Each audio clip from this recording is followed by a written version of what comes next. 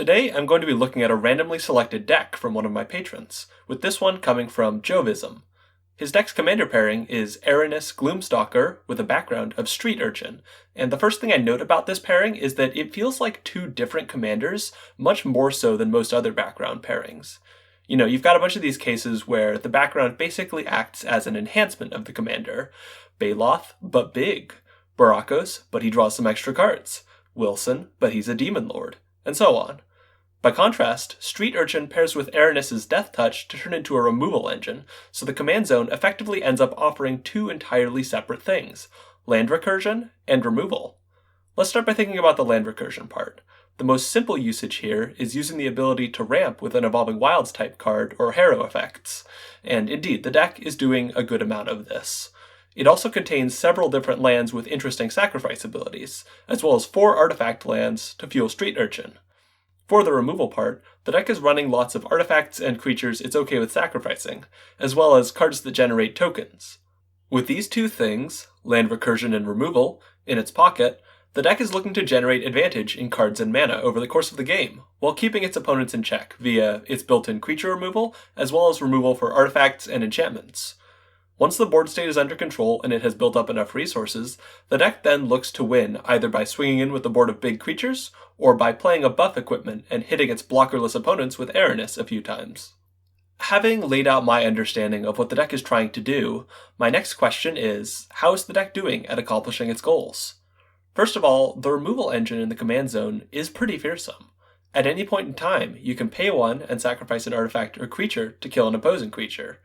The deck packs 19 total cards that generate creature or artifact tokens, and 11 other artifacts and creatures that the deck is either indifferent about sacrificing or actively wants to sacrifice. I want to highlight a couple sack fodder cards I find particularly neat. Scion of Calamity is a nice creature with Myriad, and the tokens it creates can either be sacrificed in response to their damage triggers, when they've already gotten all of their value, or before blockers are declared, so that the deck can clear a path for Aranis to dish out some commander damage. Another fun one is Humble Defector. Activate, sacrifice in response, get them cards. Finally, Treasure Vault is a cool option for resource building.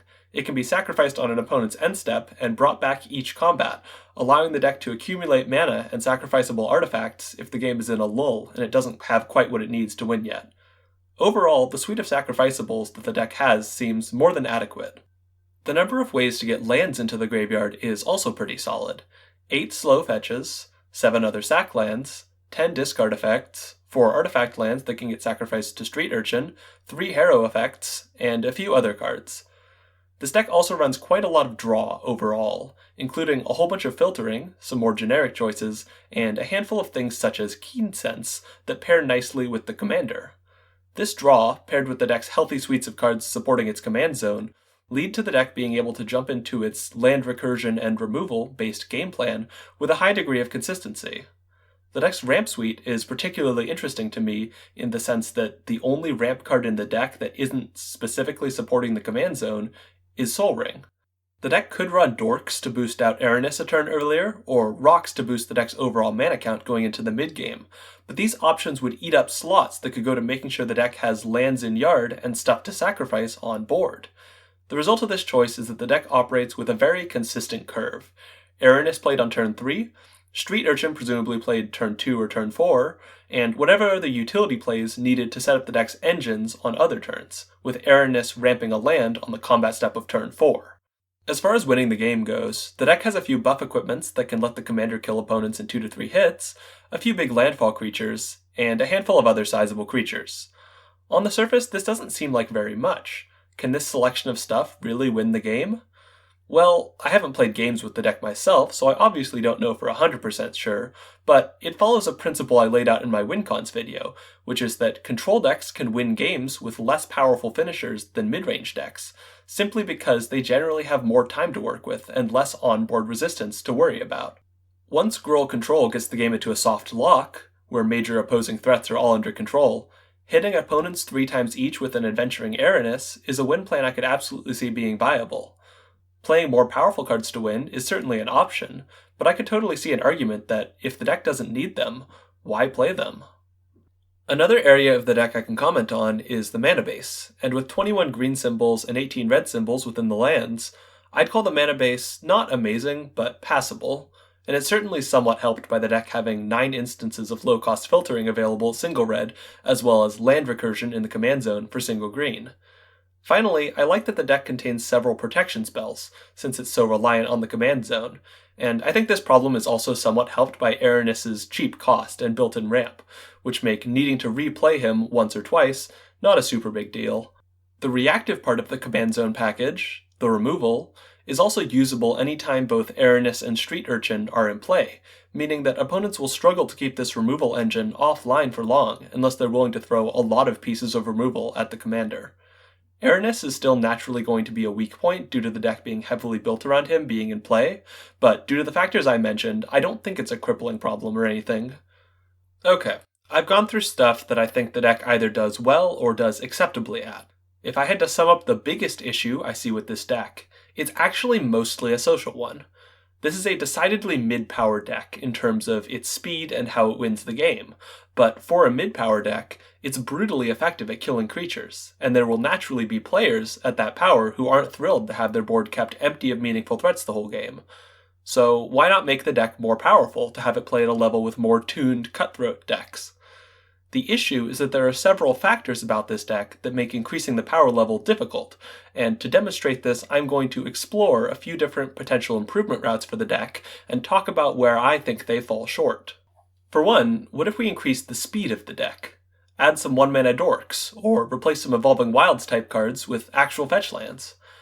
As I mentioned earlier, the issue with adding faster ramp is that the deck's choice not to run ramp that doesn't support the command zone is part of what lets it jump into its core game plan with such a high degree of consistency.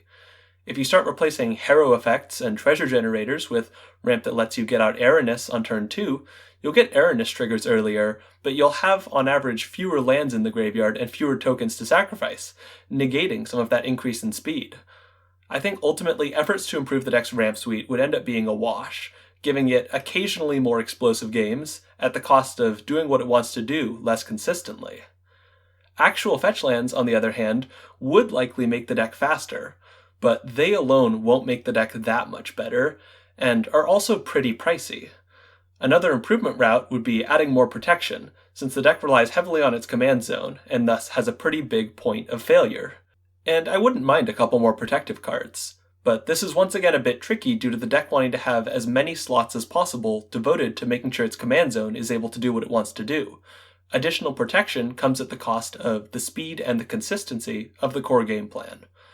The deck's colors are another challenge.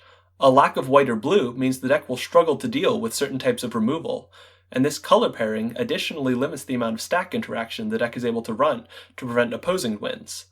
Destroying some creatures and artifacts might be able to slow down opposing decks, but this is the sort of deck that will really struggle to contain more explosive wins if it ever falls behind, making decks that win with combos and non-creature means a tricky matchup. This brings me to a third possible way to improve the deck, improving its finisher suite. One option for doing this could consist of adding a couple gnarlier landfall creatures, such as Scoot Swarm or Mirage, and another option would be adding an infinite combo of some sort, but both of these approaches have problems. Adding more powerful landfall cards won't improve the deck's power level that much, as these are still threats that require some time and setup to win. And the plan of adding a combo to our control deck to help it win before an opponent plays a threat it can't deal with kinda conflicts with its identity as a control deck, right? Obviously, this is subjective, but in my book, this deck's game plan should be to outgrind, not outrun. Generating resources and stabilizing the board state should be your focus, not rushing to find combo pieces. Overall, there are ways for the deck to bump up its power level a bit, but the most concrete one starts with buying or proxying approximately $180 worth of lands for a 2-color deck, itself a move that feels strange. And further upgrading attempts might risk fundamentally changing the identity of a deck in a way that is less satisfying. Overall, I don't think it's worth it to make major changes to this deck, and even the handful of additions and cuts I would make are subjective choices, and still maintain the middling power level of this deck. The deck's conundrum, where upgrading is hard but playing at mid-power can feel weird, is one I find familiar. It reminds me of a scrapped deck idea I featured in a pretty early video on this channel.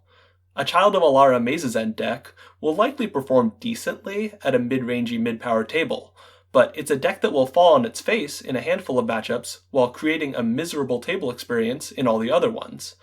I'm not going to elaborate too much on that concept here, but I threw a link in the description if you want to hear my full thoughts on the subject of running a heavy-duty removal suite at a middling power level. Though the principle is the same, Gruul Control is certainly less severe than that Child of Alara deck, due to its removal being single-target creature removal rather than non-land permanent wipes, and I actually think that fact gives it a valid position at a lot of mid-power tables. As long as people know what the deck is capable of, and to expect their creatures to get yeeted, it can play into a flexible archenemy dynamic, where the table tries to figure out how much resources to spend suppressing it, while also keeping in mind that fully locking it out removes a roadblock for their opponents to win with a creature-based win con.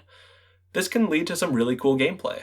My Glissa deck generally tends to play into a similar dynamic, but it's important to make sure that the table is into that sort of gameplay. It's also a type of deck that should be played sparingly, in my opinion. It can be fun to occasionally pull out a deck that demands the table's full attention, especially if the table is full of solitaire midrange, but pulling out that type of deck too often can lead to other people feeling like a side character in the 4-player game they're playing. This is the sort of deck that's fun to think and talk about to me because it serves as an interesting case study into the ways that people relate to games they play and what people find fun. That's all I have to say about the deck, but you can check out Jovism's deck in the description, and let me know if you think my analysis is correct, or if you have a different way you'd go with the deck. Also make sure to do all the interactive things, liking and subscribing and all that jazz. I also want to give a shout out to my patrons, both in general for giving me money, and for submitting decks for this drawing. This was a lot of fun, and I look forward to doing more of these in the future. Alright, bye now.